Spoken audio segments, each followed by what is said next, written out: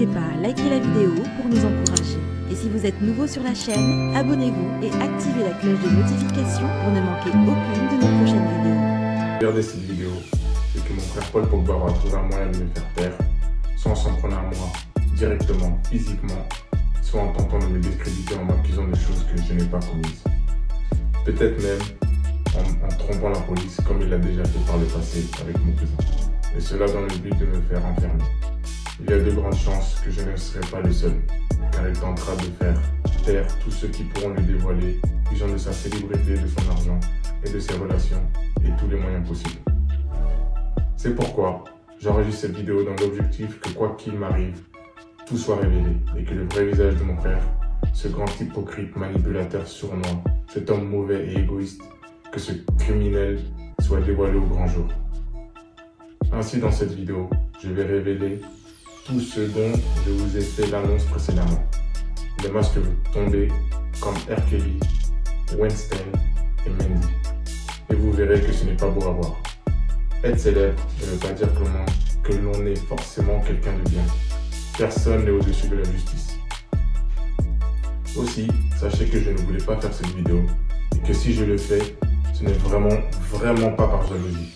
J'aurais voulu ne pas être dans la situation actuelle que je vais vous expliquer et qui m'y oblige. Mais c'est mon frère qui m'y a poussé.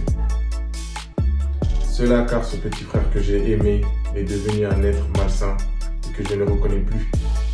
Prêt à tout pour arriver à ses fins.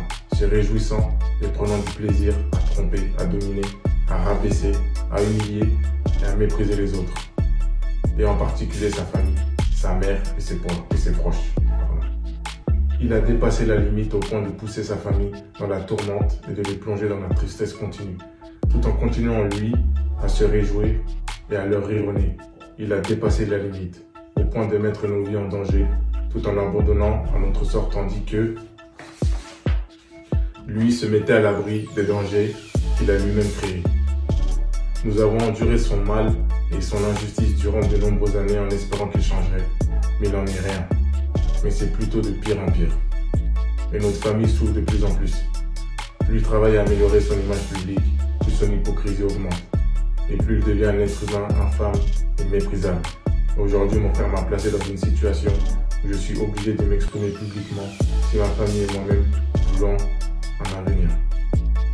J'ai bien conscience que ce sont des graves accusations que je porte contre mon frère. Mais une fois que vous aurez entendu mon récit, appuyé par des preuves, des éléments probants et des témoignages, vous pourrez juger de si j'exagère ou au contraire si j'ai minimisé la gravité de cette affaire. Ainsi cette affaire, les méfaits de mon frère et mon récit s'articulent autour de 5 sujets qui vous permettront de comprendre la réalité de ce personnage et la gravité de la situation.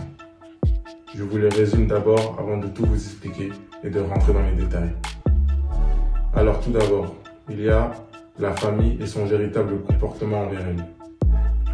Et la vérité est loin de l'image devant des caméras. Car la réalité est qu'il a tourné le dos à sa famille sans raison.